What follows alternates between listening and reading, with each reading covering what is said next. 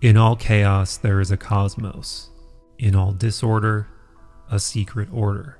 As above, so below. I know it's tempting, but don't dismiss it as merely a squishy, new age platitude.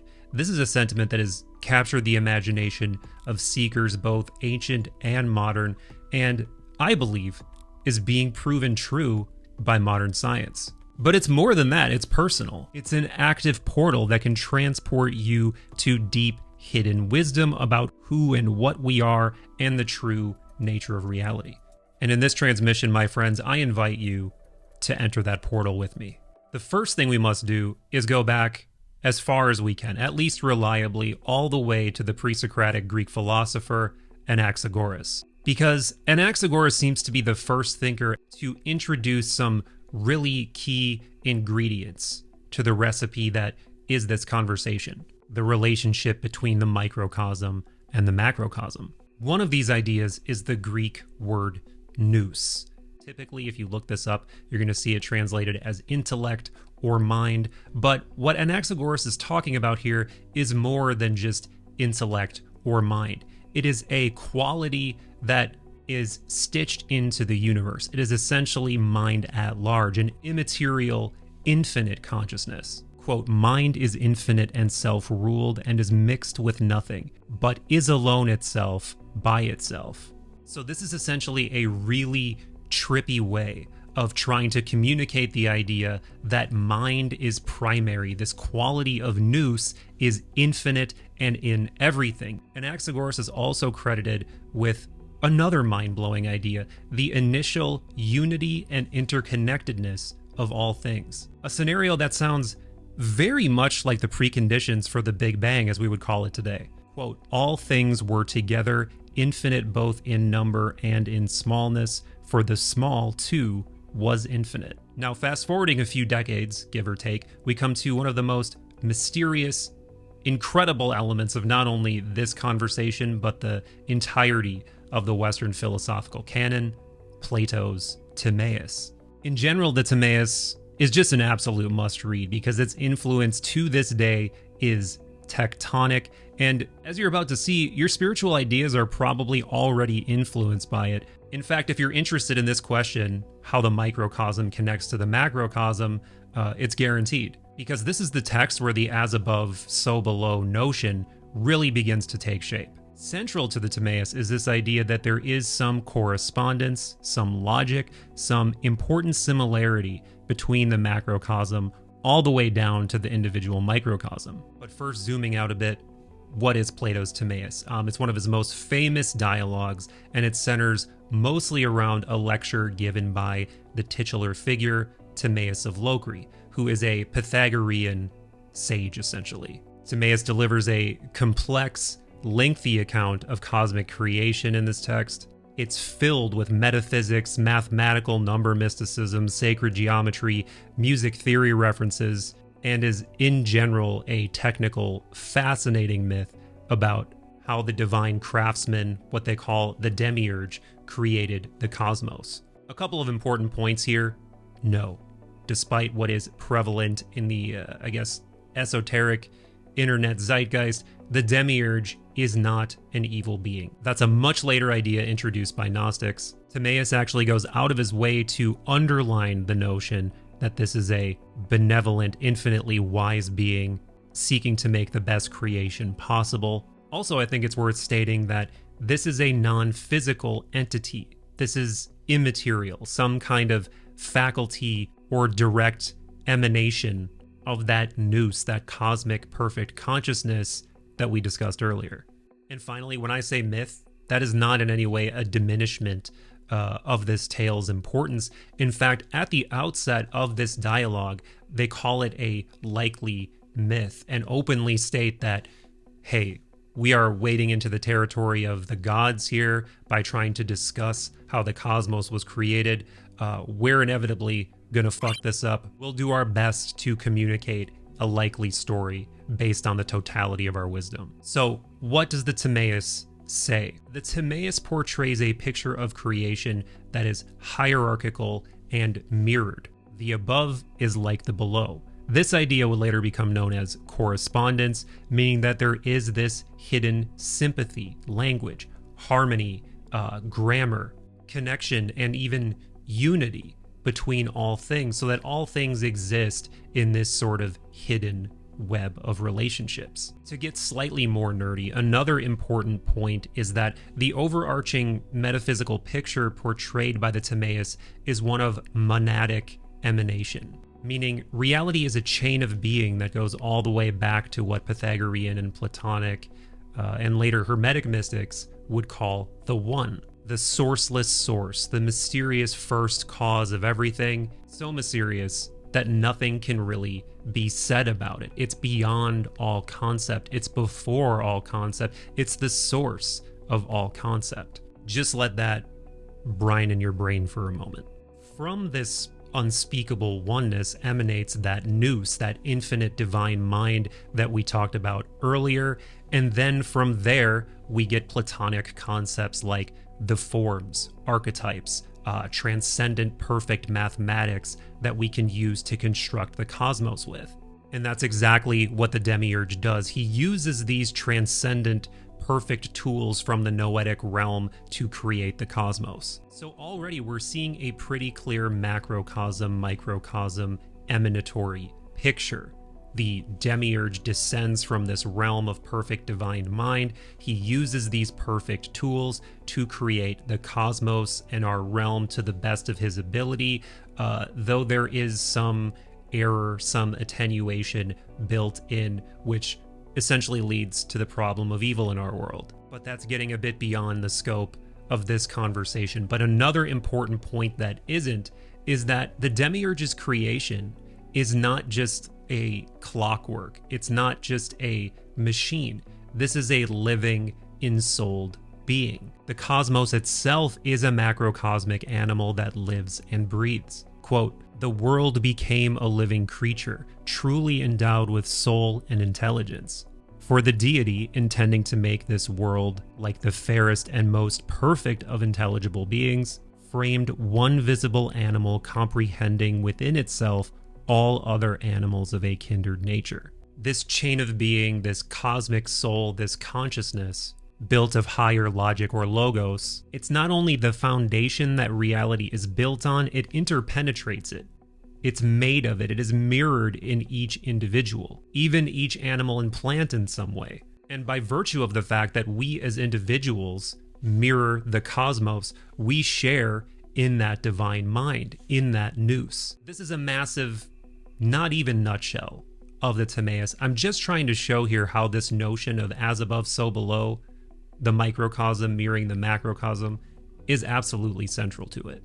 This mathematical, mystical, Pythagorean, Platonic picture of the cosmos that the Timaeus lays out for us remains massively influential throughout the ancient world into the Middle Ages. It even penetrates surprisingly deeply into Christianity. Yes, I'm aware of my unfortunate choice of words there.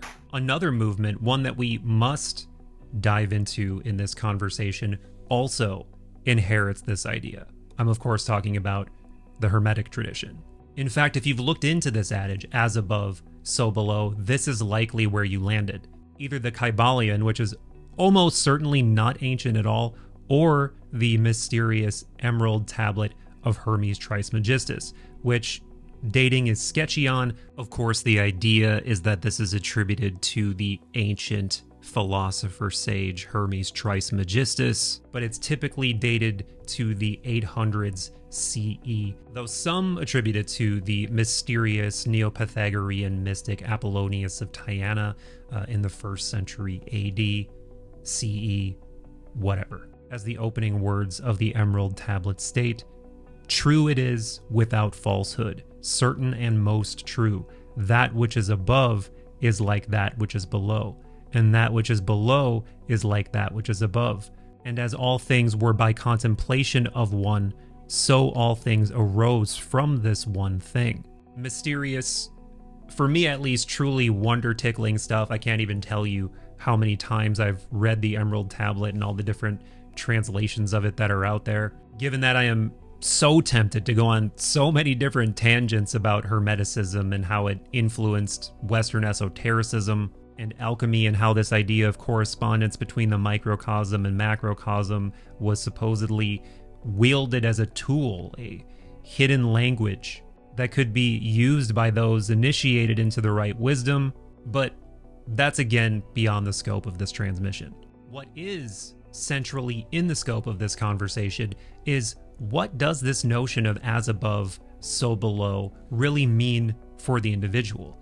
Hermeticism has more to say on this, and we'll return to it at the end of the video. But when it comes to psychospiritual understanding, we have to go to mainstay of the channel and mythopoetic genius psychiatrist Carl Jung. First of all, unsurprisingly, Jung actually commented on the Timaeus, at least tangentially, a number of times in his collected works. And in a lecture, Jung actually mentions the as above, so below adage. Quote, "The microcosm is a small edition of the macrocosm, the anima mundi, world soul. They both have the same round form. Plato's idea is identical with the Eastern idea of the Atman or Purusha." So you can already see Jung bringing this down into the individual. Elsewhere, Jung actually entertains another familiar idea and brings it down to the individual level, this idea of correspondence, or as he calls it in this quote, sympathy, in that it could be core to the experience of what he calls synchronicity, a much beloved and discussed topic on this channel. On that note, if you want to go deeper into synchronicity, check out these videos I did on the topic. Here, very briefly, very oversimplified in case you're not familiar, synchronicity is those moments when it seems like the barrier between mind and the physical world disappears, where you're thinking about something and suddenly it happens. You think about someone you haven't heard from in years, and right at that moment, they text you. You're driving in a car, listening to a song, and right as you hear a word, you see the same word on a license plate or a billboard. These are just simple, shallow versions of the phenomenon of synchronicity. I've had much deeper, much more complex ones happen to me. I know many of you have as well. But anyway, as Jung says, quote, "The normal interpretation of synchronicity, so far as this is possible at all, is based on the philosophic premise of the sympathy of all things, or something of that kind." But the really important piece, the really crowning piece of Jungian wisdom that connects this idea of microcosm and macrocosm to the psyche is another of his most famous musings, archetypes and the collective unconscious. Quote, "Archetype is an explanatory paraphrase of the Platonic eidos, or image. For our purposes, this term is apposite and helpful because it tells us that insofar as the collective unconscious contents are concerned, we are dealing with, I would say, universal images that have existed since the remotest times." So to unpack that, Jung is saying that archetypes, these Platonic ideals or images in the collective unconscious, which we could very easily connect to this idea of nous, he's saying that these aren't just influential ideas on our minds, that in some very meaningful sense, they are our minds. They are the building blocks of how we think about reality itself. Our minds are participating in, or at least mirroring, the collective mind in a microcosm, macrocosm sense. They're built of the same archetypal parts.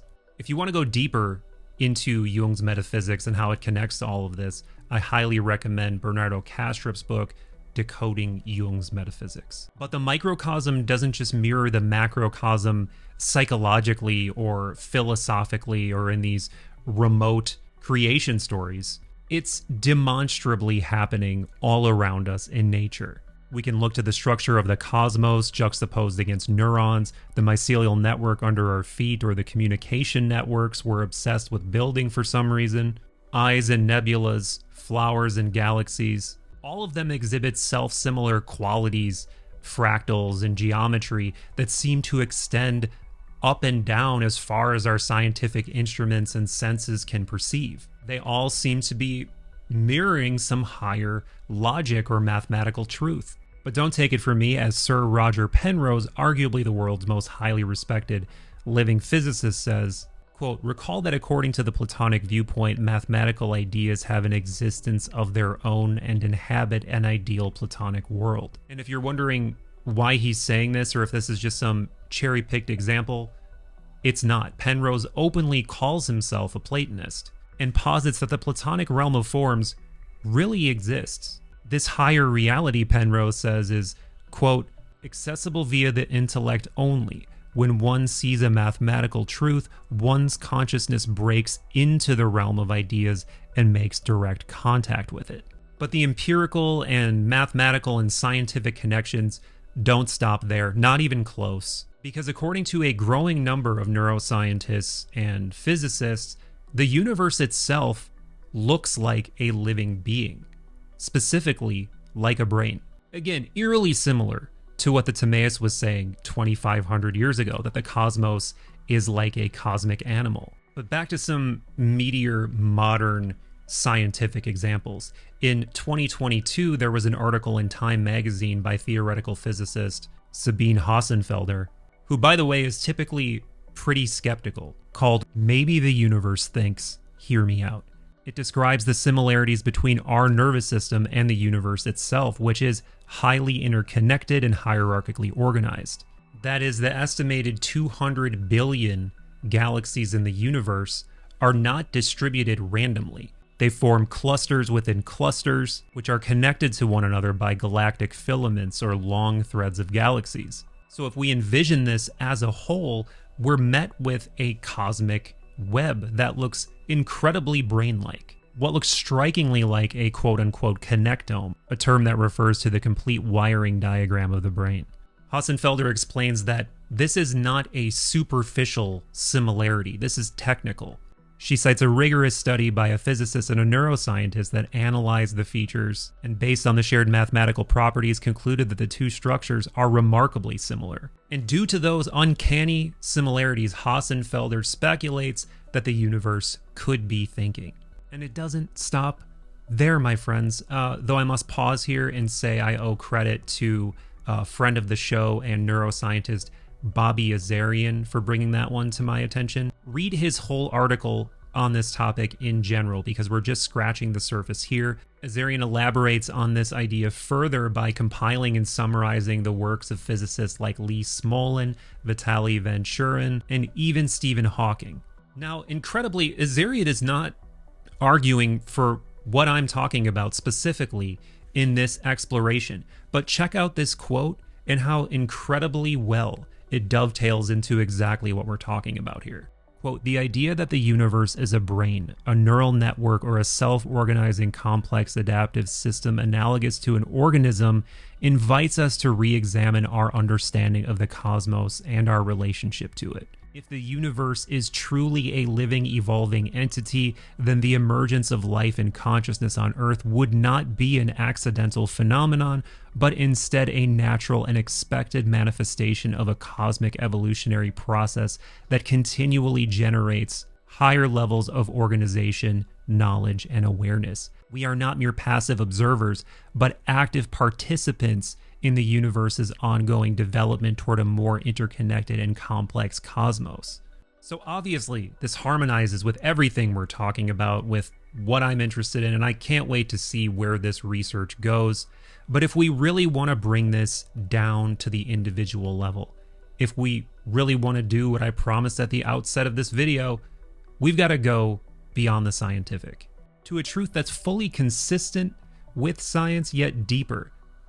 And not just science, it's deeper than words, sense perception, any kind of empirical measurement. And what that truth is, I think, is that we are literally, not metaphorically, connected to the macrocosm, to, again, what the Greeks called nous, this endless intellect or mind.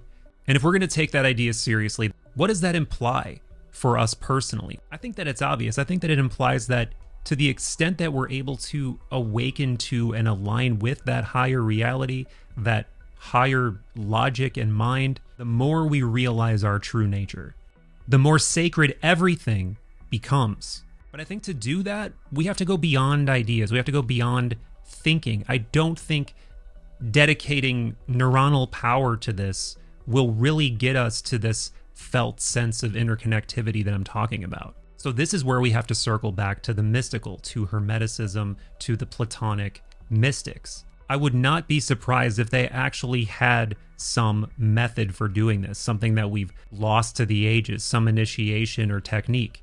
That said, the gist is clear. This seems to be done through drawing inward, through quieting the senses and the outer noise and the ego, so that we can go into the hidden, deeper, mysterious, more potentially interconnected realms of the mind. Really an endless reservoir of mystery. Take this quote from the Corpus Hermeticum, for instance. Quote, "Learn deeply of the mind and its mystery, for therein lies the secret of immortality." There is this idea that by removing sensory input and quieting the ego and expanding the mind, we can feel our sacred connection with everything. By the way, there are so many more quotes to this effect throughout the Corpus Hermeticum, but I want to share one from one of my favorite Neoplatonic mystics, Plotinus, because he's just got such an eloquent way of talking about this. "We must enter deep into ourselves, and leaving behind the objects of corporeal sight, no longer look back after any of the accustomed spectacles of sense." Because, in a nutshell, as Plotinus goes on to say, anything we can perceive with our senses is a lower, lesser kind of beauty, lesser kind of interconnected wonder. So this personal practice, I think, is a really key part of this exploration.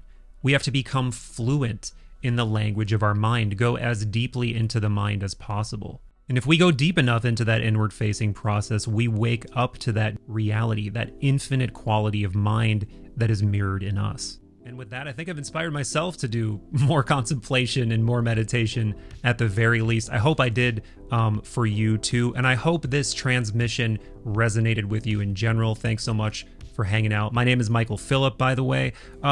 This one is near and dear to my heart, so I would greatly appreciate if you tickled that algorithm with a like, a sub, a comment, a share. And on the note of comments, I would really love to riff with you about this topic and all of its trappings.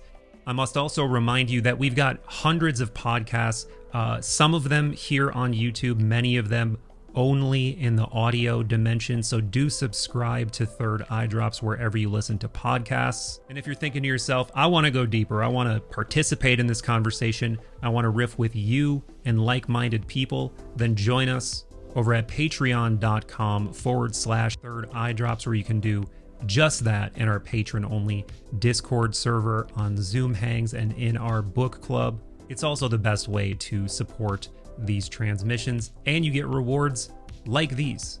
Big cosmic love, my friends, and I will see you in the next transmission.